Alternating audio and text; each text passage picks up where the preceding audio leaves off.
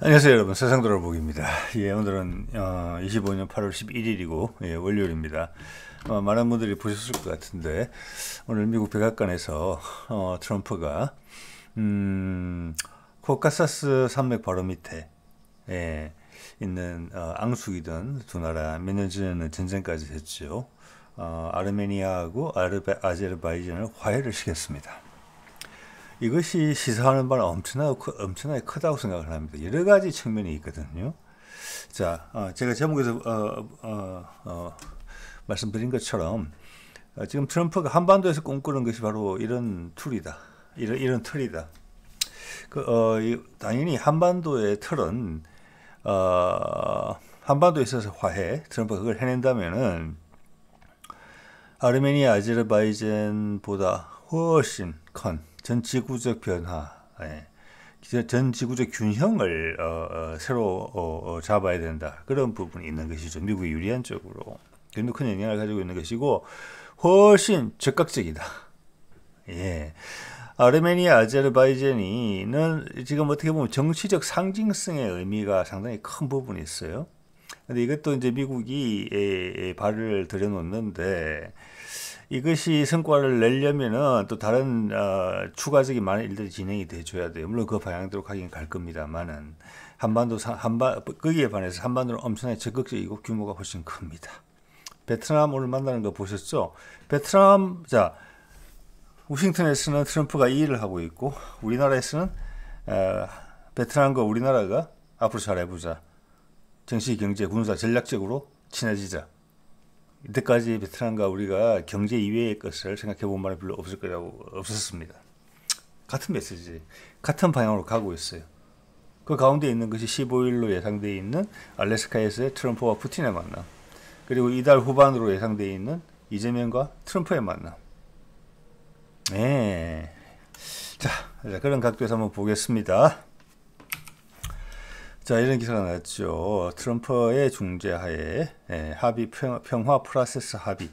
뭐 영원히 안 싸우겠다 이렇게 협정을 체결한 건 아니고 앞으로 이렇게 하겠다라고 한 건데 지금 분위기로 봐서는 그렇습니다. 이 두 나라가 이렇게 합의를 할 수 있었던 것은 여태까지의 정치 지형과는 완전히 다른 지형이 형성될 것이라는 믿음을 트럼프가 줬다고 생각합니다. 그리고 거기에 대해서는 이게 드러나 있지는 않지만 푸틴의 오케이가 뒤에 있었다. 그래서 코카사스 밑에 산 밑에 딱 이렇게 은둔의 왕국처럼 있는 두 나라가 아니다. 앞으로는 사실 코카사스 산맥이 아시아와 뭐랄까 유럽을 잇는 유럽의 경계선이거든요. 특히 이스탄불이 경계선인가 마찬가지로 거기가 뚫리고 활성화된다. 이야기를 했기 때문에 두 나라가 제로섬 게임을 하다가 이제는 파이가 커진다 라는 부분을 봤기 때문에 합의를 했다고 생각을 합니다. 예. 자, 볼게요. 여기 보시면은 이 왼쪽이 터키고요. 아래쪽이 국경이 이란입니다. 둘 다 아시아 국가죠. 저 위에 카프카스 산맥이라고도 하고 현지에서는 카프카스 산맥, 우리한테 좀 더 잘 알려지기로는 코카사스 산맥이라고 하죠. 저 위에가 예전에 동계올림픽을 했던 소치가 러시아 땅이고요. 산맥을 기준으로 러시아와 이 밑에 나라들이 이제 갈라지는 것이고 저게 유럽과 아시아의 경계이기도 한 것입니다. 그 위에 거기 세 나라가 있죠. 조지아가 있고 아르메니아하고 아제르바이잔이 있습니다. 자, 이 나라들은 셋 다 그렇게 발달하지 못한 나라예요. 왜냐하면은 여기가 미국 기준으로 보면 약간 DMZ 같은 데거든요. 비무장지대 같은데. 완충 지역이에요. 완충 지역. 예. 그렇기 때문에 예전에 미국이 터키를 나토에다 넣은 겁니다. 러시아를 압박하기 위해서. 자, 이들 나라는 이제 여러분 이 생각을 하셔야 돼요. 미국의 딥스테이트 또는 군산복합체가 우크라이나의 내정에 개입을 해서 그 돈바스 지역의 전쟁을 촉발시키죠. 촉발시키면서 압박을 가하게 됩니다. 그래서 1차적으로 그게 이제 나토의 동진이거든요. 거기에 대해서 이제 러시아가 계속 경고를 했음에도 불구하고 나토가 계속 동진을 해오면서 미국 군사 기지와 미국의 핵무기가 자꾸 전달이 되는 것입니다. 그 와중에 터키도 들어가죠. 터키는 기대감을 가지고 들어간 거예요. 비록 유일한 이슬람 국가고 나토에서 아시아 국가지만 여기 들어가면 EU에 가입도 되고 경제적으로 나을 것 같아서. 왜? 터키도 고립돼 있으니까. 밑에는 전부 다 아랍이고. 뭐 거기는 경제적으로 크게 기대할 건 없는 부분이잖아요. 자, 그거보다 더한 나라들이 조지아, 아르메니아, 아제르바이잔이었거든요. 그래서 우크라이나한테 그래 작업을 하고 나토는 계속 동진을 하기로 마음을 먹었는데 그건 몇십 년 된 미국의 전략이에요. 그래서 조지아, 아르메니아, 아제르바이잔 여기에 미국이 계속 찝쩍거렸어요. 그러면은 그쪽에 미국적인 정부가 들어서거나 이렇게 된다면 혼란을 러시아가 조장을 한다거나 군사적으로 개입을 한다거나 이랬던 지역이에요. 그래서 제가 이게 DMZ 같은 지역이라고 말할 수 있고 안정이 없는 지역이죠. 기본적으로는 미국과 러시아의 분쟁 접경 지역이었어요. 여기가. 자, 그래서 이번에 우크라이나 전쟁이 어떻게 끝날지가 지금 명확해지는 거예요. 거기서 나토는 붕괴됐어요. 아예 동진도 안 해요. 예, 그렇기 때문에 여기도 평화로 간다는 거예요. 트럼프의 의사가 이제 확실해지는 거예요. 여기는 오히려 유럽과 아시아를 연결하는 새로운 통로가 될 수 있다. 그건 다극화 세상이 되기 때문에. 자, 그래서 제가 가끔 그런 말씀 드리지 않습니까? 가자가 엄청나게 중요하다. 왜냐하면 아프리카와 아시아가 연결되는 통로고 그 가운데를 통해서 시리아 이런 나라 엄청나게 중요해요. 시리아, 이란, 또 터키. 그게 사통팔달이거든요. 아프가니스탄 이런 데 다 마찬가지예요. 거기를 통하면은 유럽도 갈 수 있고 중앙아시아도 갈 수 있고 중국도 갈 수 있고 인도도 갈 수 있고 중동을 거쳐서 아프리카도 갈 수 있어요. 현재는 전혀 활성화되지 않은 무역 루트거든요. 여기에는 신기술이 들어간다는 말씀을 드렸죠. 예, 신재생에너지가 들어가게 되면 아프리카가 돈을 만지게 됩니다. 중동도 지금보다 돈을 더 많이 만지게 될 거예요. 그래서 지금 세계 경제 더 이상 커지지 않아요. FTA를 다 해봤지만 지금 이제 관세 장벽 시대로 넘어가고 있는데 이것은 과도기적인 단계라고 봅니다. 예, 지금 이제 트럼프가 하는 것은 전 세계 경제의 파이를 키우는 거예요.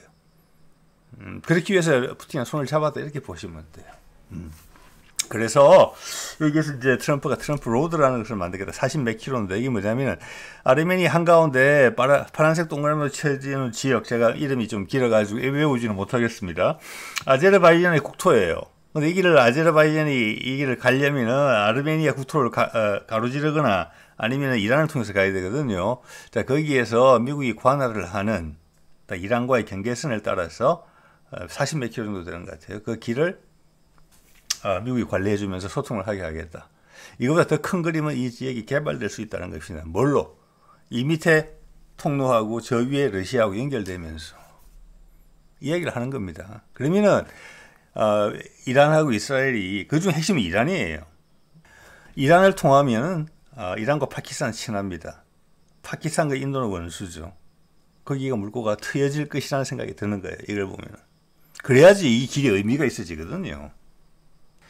그 와중에 이들 나라에 중국의 1대1로 사업들이 영향을 미친 부분이 분명히 있어요. 이 지역에. 그것을 트럼프가 미국의 길로 싹 바꿔버린 것입니다. 의문의 패배자가 의문의 일패를 여기서 시진핑이 아는 거예요. 그래서 푸틴이 겉으로 드러날 수가 절대 없는 겁니다. 푸틴이 이걸 합의해주지 않았으면 이게 안 돼요. 옛날같이 나토의 확장이라고 생각하면 이거 미국이 개입해서 이 두 나라를 화해시키고 경제를 개발시키겠다? 미국 자본이 들어오겠다? 이게 푸틴이 용납할 수가 없죠, 그걸. 예, 그래서 푸틴은 뒤에 가려져 있어요. 수면에 가라앉아 있지만 엄청나게 큰 영향력을 행사하고 이걸 합의를 오케이를 해준 겁니다. 중국의 1대1로가 여기서 미끄러져 나간 거예요. 이게 엄청나게 큰 부분입니다. 이런 새로운 무역로를 개척한다는 부분. 그게 우리 북극 항로도 그 이야기잖아요. 일단 북극 항로 이야기를 먼저 하는 것은 북극 항로가 중요하겠습니까? 한반도가 소통이 되면 한반도 내륙을 통해서 대륙을 통해서 시베리아로 연결되는 게 더 중요하겠습니까? 아마 대륙으로 연결되는 게 육상으로 가는 게 더 중요할 거예요. 근데 그 말을 지금 할 수가 없으니까 북극 항로 이야기를 하는 겁니다. 배로 갈 것은 배로, 육지로 갈 것은 육지. 육지에는 거점이 생기고 바다에는 거점을 만들 수가 없잖아요. 그래서 부산항밖에 없는 거죠. 육지는 거점을 만들 수 있고 그 가운데 쉬어갈 수도 있고 그 가운데 인구도 밀집해서 생산시설을 들어갈 수도 있고 북한을 활용할 수도 있고 이겁니다. 자, 그래서 북극항로 이야기를 한다는 것은 남북 소통이 된다는 말을 할 수가 지금 없는 상황이기 때문에 그 이야기를 했다고 보셔야 돼요. 그래서 새로운 무역 루트가 여기도 지금 들어간다. 거기에 미국이 이권을 가지고 들어간다. 딱 100% 잘 가꾸어진 사례를 보여줬다고 봅니다. 미국이 하는 방식, 이게 그대로 한반도에 적용될 수 있다는 것입니다.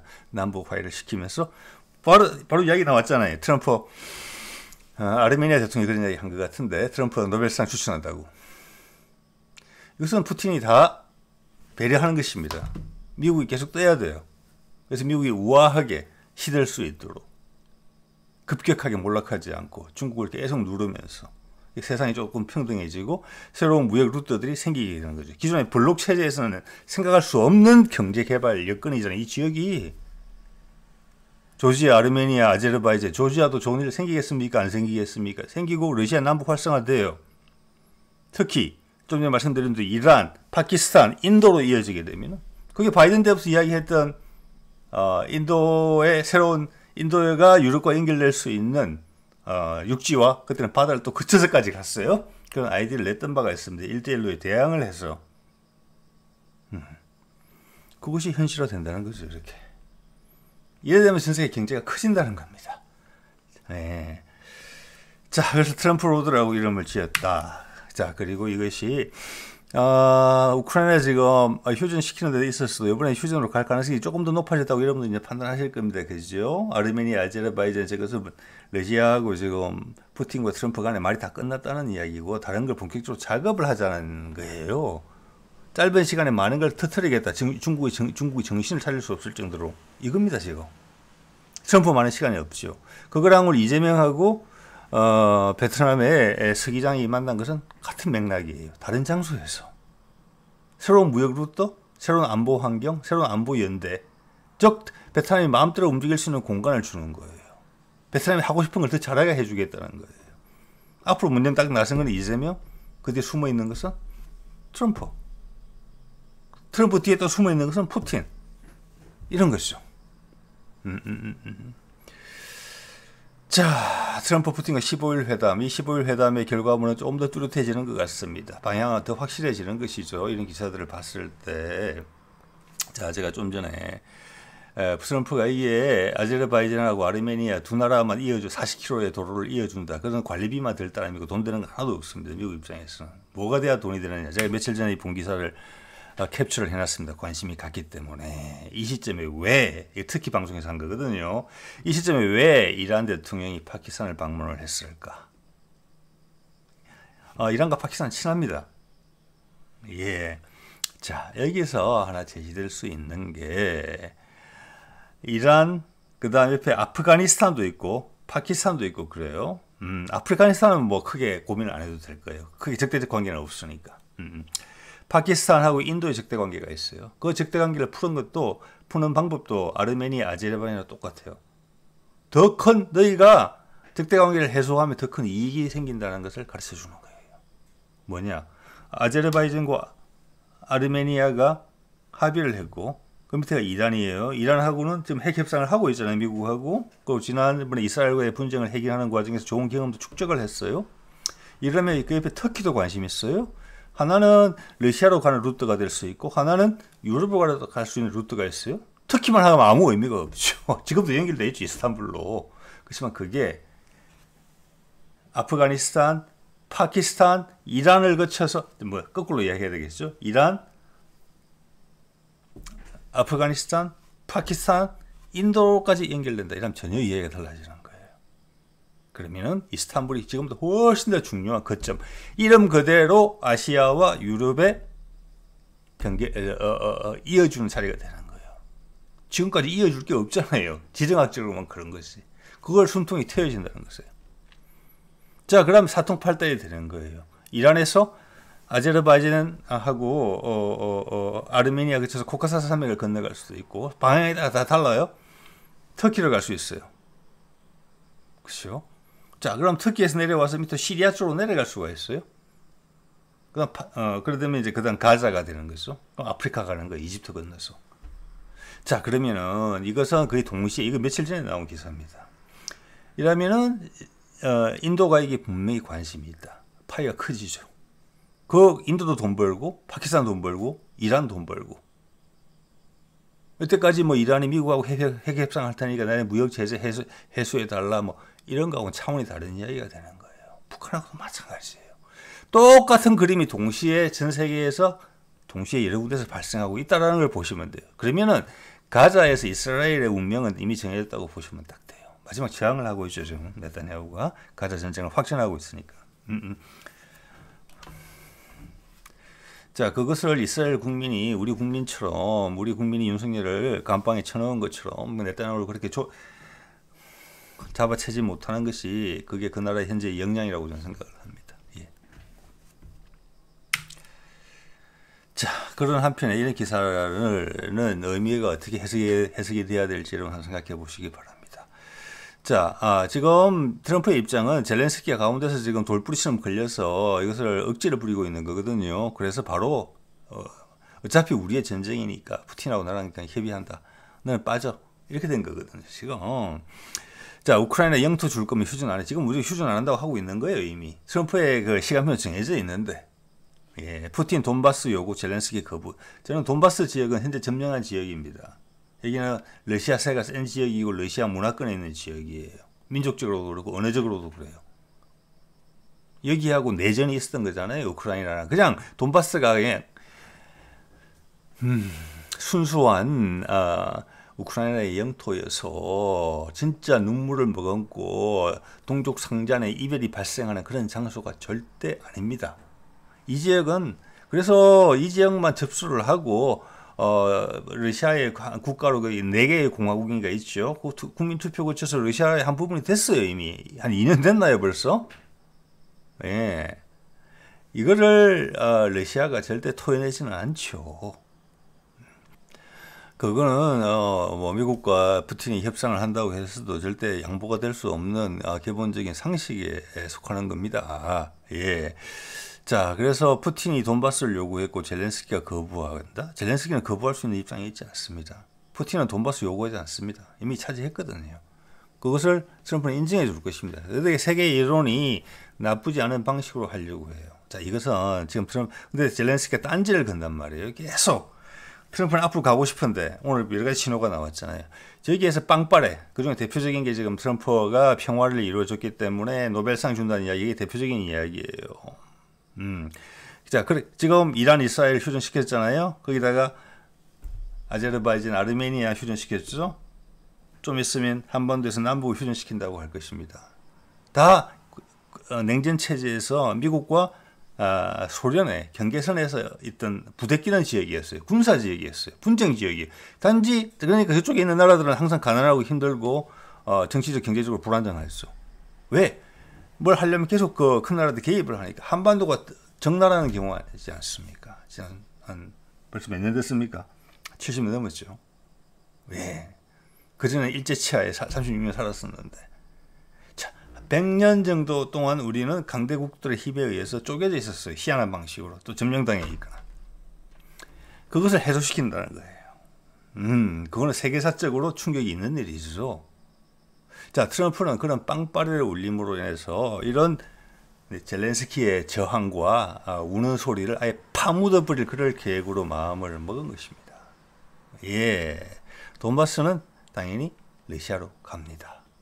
그리고 지금 봐서 러시아의 코밑에서 미국의 영향력이 들어오고 외국의 자본이 들어오게 되는데 옛날 같았으면 큰일 날 이야기죠.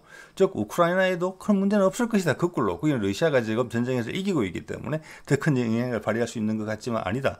똑같이 이래 될 것이다. 거기도 무슨 뭐 히토류가 되든 뭐든지 되든 러시아 돈 들어오고 미국 돈 들어오고 서방한테 비즈니스 기회가 생길 것이고 우크라이나 사람은 그걸로 먹고 살 것이다. 젤렌스키는 그냥 발려져 나갈 것이다. 이렇게 충분히 예상이 되는 부분이에요. 빵빠레가 크게 울리면서 밀고 간다. 이겁니다, 지금. 사소한 거 다 들어줄 수가 없다. 자, 요런 게 하나 예전에 제가 봐둔 건데, 제목이 괜찮아서 내용은 보지 않았습니다만은, 이거 한번 보십시오. 이거 우리가 이제 관세 협상 미국과 타결하기 전에 나왔던 내용인데, 관세 15% 그대로 됐죠. FTA로 돌아가기는 어려워. 핵심은 이겁니다. FTA로 돌아가기는 어렵다는 것입니다. FTA는 누가 주도했습니까? 미국이 주도했어요? WTO도 탈퇴했죠. WTO 체계가 무너진 겁니다. 자유무역이 아니니까. 즉 새로운 체계가 나올 것입니다. 지금 그 미국 입장에서 뭘 이제 그게 관세주의, 관세 시스템이라고 이야기를 하고 있는데 그거는 어떻게 보면 패권의 연장선상이라고 선적인 그런 느낌을 주는 단어고 실제 그렇잖아요. 미국이 주도를 하고 있고 그거 아닙니다. 잠깐 짧게 가는 것입니다. 다른 체계가 WTO를 대체하는 다른 체계가 나오게 될 것입니다. 그게 오늘 몇 가지 언급되는 새로운 무역 루트라는 부분이 있잖아요. 그리고 여기에 덧붙여서 발생할 수 있는 게 에너지 체계의 표준의 전환이 있습니다. 크게 봐서는. 그리고 AI 이런 부분들이 세계 경제 축이 되거든요. 자, 거기에 필요한 인프라를 중국이 계속 잃고 있어요. 지금 세계상에 접근할 수 있는 것을. 자, 제가 여기서 드리고 싶은 말씀은 FTA 할 때도 미국이 했고 관세할 때도 미국이 하는 것입니다. 그것이 미국이 지금까지 할 수 있는 거예요. 아마 지금 10년, 20년이 지난다면 미국이 이런 식의 파워를 행사하지 못할 거예요. 이것이 푸틴이 인정해 주는 부분이에요.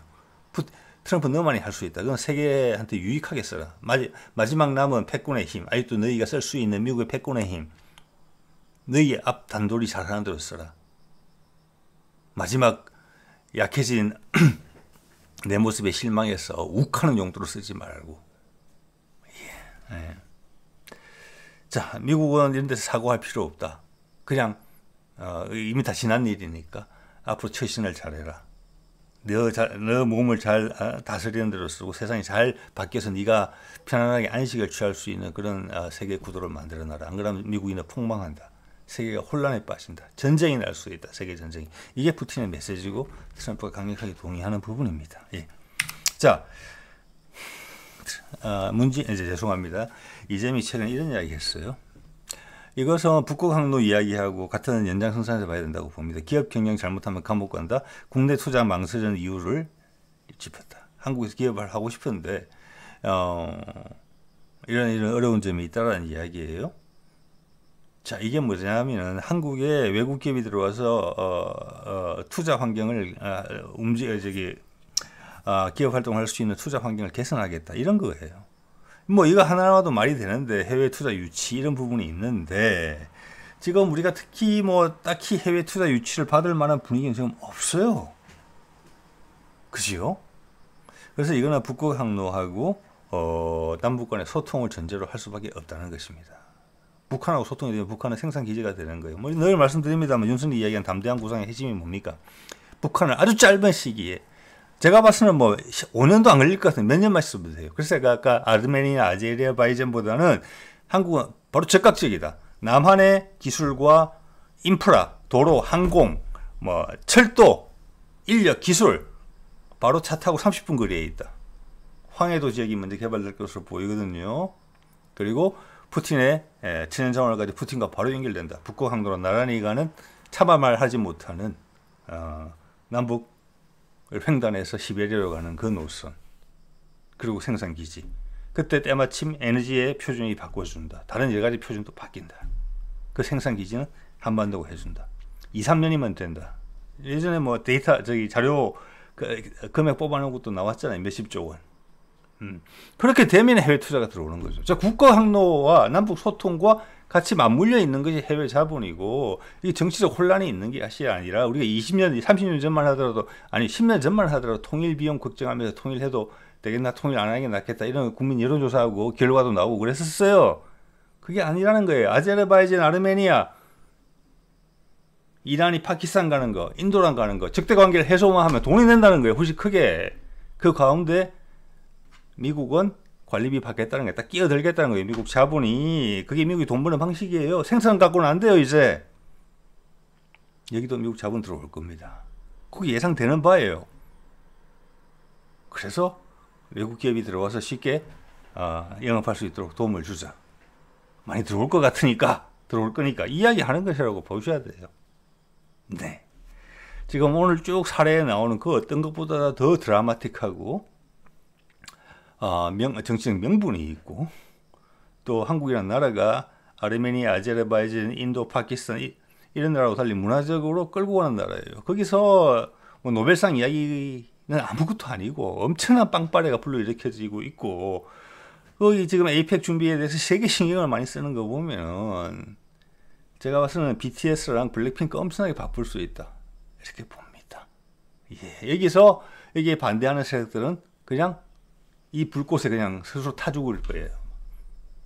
젤렌스키나 국내에 지금 10몇 프로 남아있는 세력들이 있죠.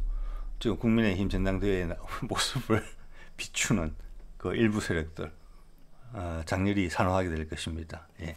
자, 베트남하고 한 이야기죠. 외교, 안보, 국방 신경 많이 썼거든요. 전략적 소통, 협력 강화.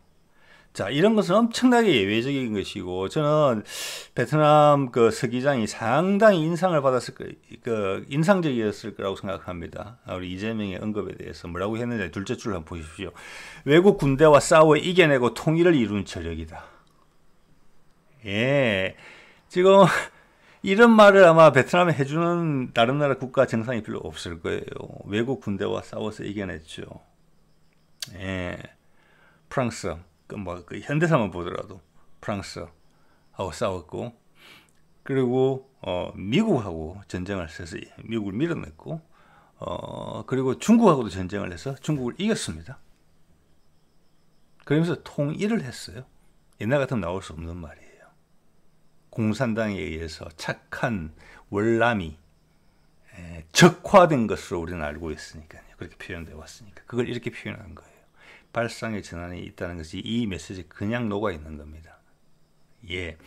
자, 금세 내용도 상당히 거대한 제안이죠. 베트남 세계 중심 국가로 자리 잡을 것 확신.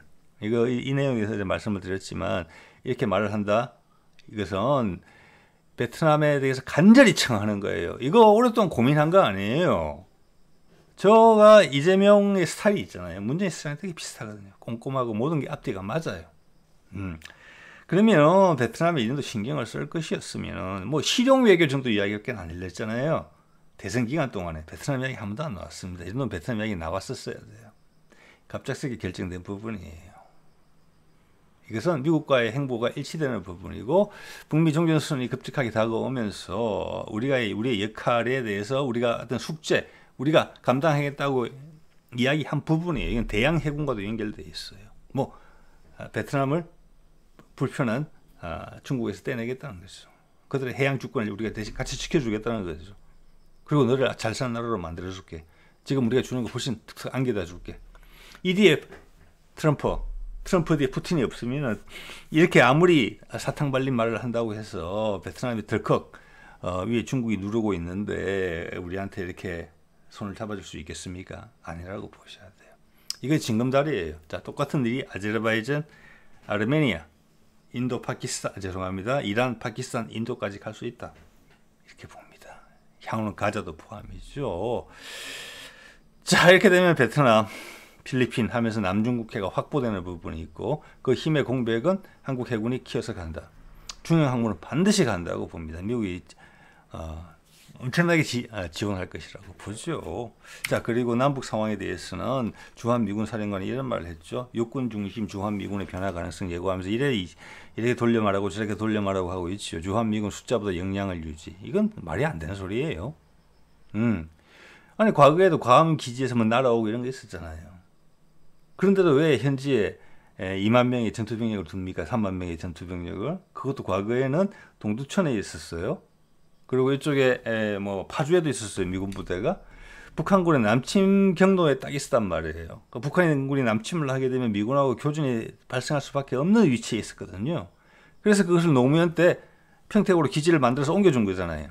우리는 그 정도는 아니다. 그래서 전투병력이 있다는 거, 현장에 있다는 것과 아닌 것은 천지차이예요. 필연적으로 어쩔 수 없이 바로 엮이게 돼요. 평택에 있더라도 바로 엮이는 건 마찬가지예요. 맞죠? 근데 외국의 다른 지역에서 날아와야 된다 이러면 판단할 수 있어요. 상황에 따라서. 이건 전혀 완전히 많이 다른 분위기예요. 그걸 이렇게 퉁치고 넘어가려고 한다니까요. 왜 언론이 그걸 열심히 파지 않습니까? 기자들이 모르나요? 군사 기자들이 얼마나 많은데? 이게 전투병이 2만 명이 있어서 북한군하고 교전이 발생하면 어쩔 수 없이 전투에 개입해야 되는 상황하고 갈까 말까 판단하는 상황은 천지차이잖아요. 6.25 때도 미군이 썰물처럼 싹 빠져나간 후에 전쟁이 벌어지니까 뒤에 달려오는 시간 많이 걸렸잖아요. 그거 벌써 까먹었어요? 아니잖아요. 이건 전혀 다른 이야기입니다. 자, 이것은 제가 그런 의견을 계속 드리고 있지만 이것은 북한과의 종전선언을 하기 위한 전제 조건을 지금 맞춰주고 있는 것입니다. 그걸 국민들한테 대중들한테 이야기할 수가 없잖아요. 왜? 유엔 사령부의 존재는 뭐냐? 북한과의 휴전에 한 축이기 때문에 그런 거잖아요. 당사자이기 때문에. 예. 그러니까 북한하고 휴전이 종전으로 바뀌게 되면 유엔사의 존재 이유가 없어요. 가야 돼요. 자, 그래도 미군 기지를 남겨두고 미군 전략 자산을 배치할 수 있게 한 것은 북한과의 합의에 의한 거예요. 그러니까 당연히 가야 돼요. 당연히 가야 돼요. 그와 동시에 우리 남한군과의 군사적 작전의 연계성은 상당히 더 뭐라고 할까 밀도가 높아지고 있어요. 최근에 그 호주 군사훈련에 같이 갔던 것처럼. 그림 보이시죠? 한반도가 한미 양군의 공동작전의 대상이 되는 게 아니고 훨씬 더 넓은 지역, 한반도 외의 지역이 한국군과 미군의 공동작전의 영역이 된다. 그 이야기를 하고 있는 겁니다. 그게 소위 말하는 미국의 새롭게 짜여진 인도 태평양 전략이라는 것을 의미하는 것입니다. 그러면 나토에서 미군 빼겠다. 돈 아끼겠다. 너희들이 알았어요. 한반도에서도 아시아에서도 빼겠다. 대신 중국이 있어. 그걸 누가 막아주냐? 한국이 막는다. 왜? 북극 항로 한반도 중요하고 외국의 투자가 많이 들어올 건데 그것을 당사자인 한국이 지킨다. 그래서 제가 여러 번 말씀드렸잖아요. 문재인 때 그건 딜을 한 거라고. 북한과 미국 너희가 종전선언을 하면 이게 우리가 막아줄게. 일본도 필요 없다. 일본은 못 믿는다. 일본은 그냥 경제 파트너 정도로 되지만은 같이 전우로서 같이 싸우기는 어렵다. 미국 너희도 이제는 알겠지? 트럼프 너도 미국 일본을 당해보고 그렇게 되는 겁니다. 예, 이것은 북한에 대한 메시지예요. 북한에 대한 메시지. 자 오늘 이런 기사가 났어요.